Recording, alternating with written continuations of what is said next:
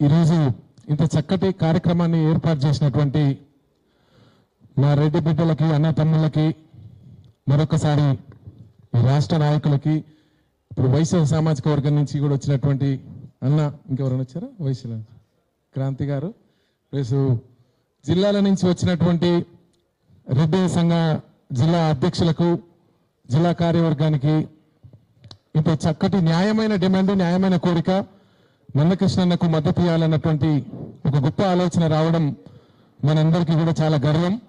అయినప్పటికీ మీ అందరి పక్షాన మీ రెడ్డి బిడ్డగా ఎంఆర్పిఎస్ ఉద్యమానికి ఏబిసిడి వర్గీకరణకు మొట్టమొదటగా గలమెత్తి గర్జించిన గొంతు మన రెడ్డి గొంతు అని కూడా ఈ సందర్భంగా గుర్తు చేస్తా ఉన్నా. ఆ విషయం కృష్ణన్నకు బాగా తెలుసు.